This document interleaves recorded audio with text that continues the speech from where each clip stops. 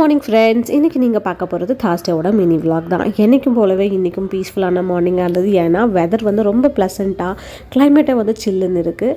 Last night வந்து ஃபில்டரில் வந்து காஃபி பொடி போட்டு வைக்கிறது மறந்துட்டேன். ஸோ அதனால் காலையிலே வந்து கொஞ்சம் ஃபில்டர் காஃபி போட்டுடலான்னு சொல்லிட்டு சுடு தண்ணி ஊற்றி வச்சிட்டோமா, அடுத்த வேலையெல்லாம் பார்க்குறதுக்குள்ளே நமக்கு வந்து இந்த ஃபில்டர் காஃபியில் வந்து காஃபி இறங்கிடும், டிகாஷன்.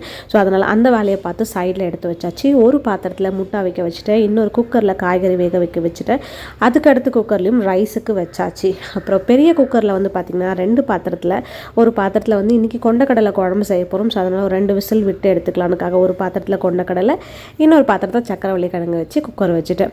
இன்றைக்கி சப்பாத்தி கிடையாது, இன்றைக்கி ஒரு கலவையான ரொட்டி தான். ஸோ ரவை சேர்த்துருக்கேன், அப்புறம் வந்து ராகி மாவு, கொஞ்சம் அரிசி மாவு, அப்புறம் வந்து நேற்று செஞ்ச பன்னீரும் வந்து கொஞ்சம் துருவி சேர்த்துட்டேன். கூடவே வந்து பச்சை மிளகாய், வெங்காயம், கொத்தமல்லி, கருவேப்பிலை எல்லாம் சேர்த்து இஞ்சியும் சேர்த்து நல்லா மிக்ஸ் பண்ணி ரொட்டி போட்டு எடுத்தாச்சு. இதுதான் என்னோட morning breakfast plate. Bye bye, take care.